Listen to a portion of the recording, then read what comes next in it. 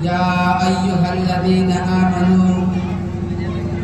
لا تتبعوا خطوات الشيطان ومن يتبع خطوات الشيطان فإنه يأمر بالفحشاء والمنكر. معزز سامعین کرام، میں نے آپ حضرات کے سامنے قرآن مقدس کی ایک آیت پڑھی ہے جس میں رب کائنات نے ارشاد فرمایا کہ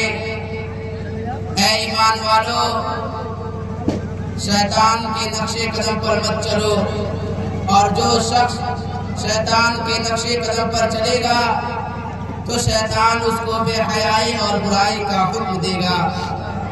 ملت اسلامیہ کے نوجوانوں، آج کے اس محفل میں اور آج کے اس مبارک اجلاس میں میری تقریر کا موضوع آج کا بگڑا ہوا معاشرہ اور ہماری ذمہ داریاں ہے۔ بارگاہ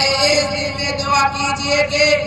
خالق کائنات مجھے صحیح بات کہنے اور پوری امت مسلمہ کو اس پر عمل کرنے کی توفیق عطا فرمائے۔ نوجوان دوستو، آج کے اس نازک دور میں ہمارا معاشرہ اور سماج کن کن خرابیوں سے دوچار ہے، اس کے اسباب و وجوہات کیا ہیں، ان سے مقابلہ اور دفاع کی کیا تدابیر ہے، ان کو اس مختصر سے وقت میں بیان کرنا اور ان پر تفصیلی روشنی ڈالنا دشوار ہی نہیں بلکہ ناممکن سا معلوم ہوتا ہے۔ لیکن سردست دور حاضر کے بعد شدید فتنوں کا اجمالاً اور بعض کا تفصیلاً ذکر کر دینا مناسب سمجھتا ہوں۔ دوستو، وہ اسباب کے جنہوں نے ہمارے معاشرے کے بنیاد کو ہلا کر رکھ دیا ہے اور امت مسلمہ کے دامن عفت کو دار کر دیا ہے، ان میں سے صرف عمل کرنا اور کرانا، غیر مشروع طور پر ڈنڈے تعویذ کرنا،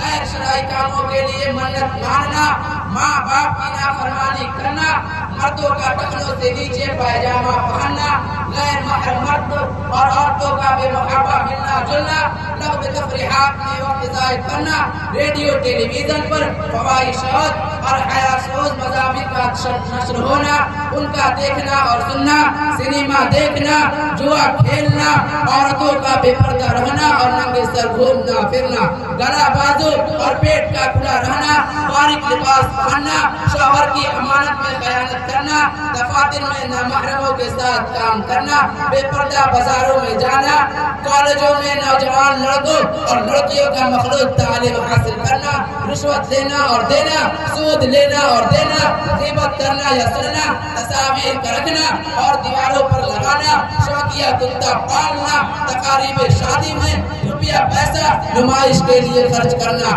الغرض بہت سی خرابیاں ہیں جو ہمارے معاشرے میں جاری و ساری ہیں۔ محترم حضرات، یہ بھیانک بیماریاں ہیں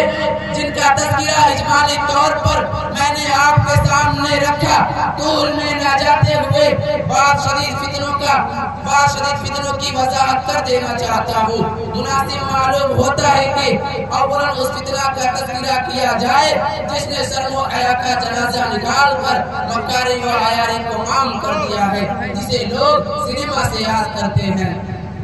حضرات، برباد گلستہ کرنے کو بس ایک ہی الو کافی تھا، برباد گلستہ کرنے کو بس ایک ہی الو کافی تھا، ہر شاخ میں الو بیٹھا ہے، انجام گلستہ کیا ہوگا؟ دوستو، قوم کی تباہی و بربادی کے لیے سنیما اور ٹیلی ویژن ہی کافی تھے، مگر یورپی اقوام نے اور دشمنان اسلام نے مسلمانوں کو تباہی کے غار میں دھکا دینے اور ان کے پاکیزہ معاشرہ کو بد سے بدتر بنانے کے لیے بے پردگی کا درس دیا۔ مغربی تہذیب کے اس آواز پر خواتین حضرات نے لبیک کہا اور شریعت مطہرہ کے اس اہم اور عظیم حکم کو پسے پشت ڈال کر بے پردہ گھومنے لگے۔ حالانکہ آدم علیہ السلام سے لے کر نبی اکرم صلی اللہ تعالی علیہ وسلم تک پوری دنیا کے تاریخ میں عورت مرد کے باہم اختلاط کو کبھی اچھا نہیں سمجھا گیا۔ موسیٰ علیہ السلام نے جب مدین کا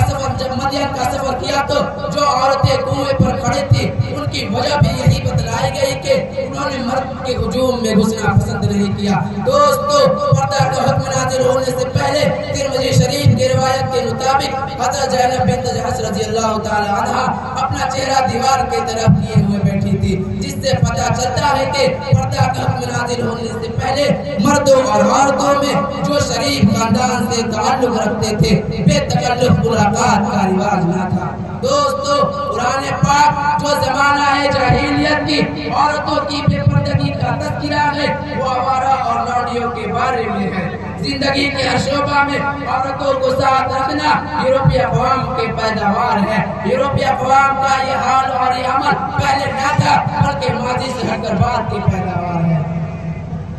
محترم حضرات، شریعت مطہرہ نے پردہ کے فوائد اور بے پردگی کے نقصانات کو سامنے رکھ کر پردہ کا حکم دیا ہے۔ چنانچہ تجربہ شاہد ہے کہ پردہ سے دینی اور دنیاوی فائدے ہیں اور بے پردگی سے بے شمار نقصانات ہیں۔ بے پردگی معاشرے اور خاندان کی بنیاد کو ہلا کر رکھ دیتی ہے۔ بے پردگی ذہنی، جسمانی اور اخلاقی قوتوں کو فنا کرنے کا آلہ ہے۔ بے پردگی سے بھیانک نتائج سامنے آتے ہیں۔ بے پردگی سے دلوں کی پاکیزگی ختم ہوتی ہے۔ بے پردگی سے فتنہ و فساد کا دروازہ کھلتا ہے۔ بے پردگی سے عیاری و مکاری، زناکاری و بدکاری عام ہوتی ہے، جس کی زندہ مثال یورپی اقوام میں موجود ہے کہ ہر سال بے شمار عورتیں ناجائز اور حرام اولاد کو جنم دیتی ہیں۔ بے پردگی سے عورتوں کی حیا جاتی رہتی ہے۔ بے پردگی سے مردوں کے دل و دماغ میں برے وساوس اور گندے خیالات پیدا ہوتے ہیں۔ بے پردگی سے زندگی کے ہر شعبہ میں بد انتظامی، بد اخلاقی اور بے حیائی جیسی مہلک بیماریاں وجود میں آتی ہے۔ نیز سب سے بڑھ کر شریعت اسلامیہ کا حکم ٹوٹتا ہے، اللہ اور اس کا رسول ناراض ہوتا ہے۔ ہمارا رات دن کا تجربہ ہے کہ بے پردگی سے آج ہمارے اسلامی معاشرہ میں یہ تمام نقصانات سامنے ہیں۔ حضرات، ہماری ذمہ داری ہے کہ عورتوں کو پردہ کا حکم سنایا جائے، ازواج مطہرات کی حالات اور ان کے پاکیزہ سیرت کو ان کے سامنے رکھا جائے۔ قرآن پاک میں پردہ پر کس قدر زور دیا گیا ہے اور احادیث پاک میں کس قدر پردہ کی اہمیت کو بیان کیا گیا ہے وہ سب ان کو سنایا جائے۔ دوستو اور بے پردگی کی نقصانات کو ان کے سامنے رکھ کر پردہ کی فضیلت اور اس کی اہمیت اور پردہ کے فوائد کو بتایا جائے کہ اگر پردہ ہوگا تو بھیانک جرائم سے حفاظت ہوگی، اگر پردہ ہوگا تو بھیانک جرائم سے حفاظت ہوگی، اگر پردہ ہوگا تو پاک دامن خواتین کا چہرہ اوباش اور بدکار لوگوں کی نظروں سے محفوظ رہے گا، اگر پردہ ہوگا تو ان کے حسب و نسب کسی قسم کا داغ دھبا نہ آئے گا، اگر پردہ ہوگا تو مردوں اور عورتوں کا دل و دماغ شیطان کی وسوسوں سے پاک صاف رہے گا، اگر پردہ ہوگا تو خاندان والے عورت کو عفت کی داد دیں گے، اگر پردہ ہوگا تو ذہنی و جسمانی قوتوں میں اضافہ ہوگا، اگر پردہ ہوگا تو فتنہ فساد اور فواحش کا دروازہ بند ہوگا، اگر پردہ ہوگا تو عورتوں کی حیا باقی رہے گی، اگر پردہ ہوگا دلوں میں پاکیزگی رہے گی، اگر پردہ ہوگا تو عورتوں کی حیا باقی رہے گی، اگر پردہ ہوگا تو آخرت میں نجات کا سامان ہوگا، اگر پردہ ہوگا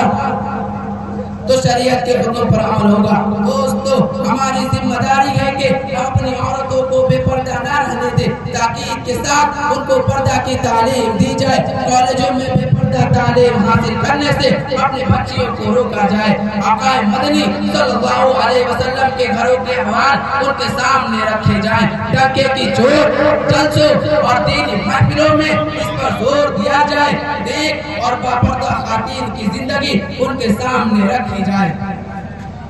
محترم حضرات، آج کے اس پرفتن دور میں اور پرآشوب دور میں چاروں طرف فساد کا ماحول پھیلا ہوا ہے،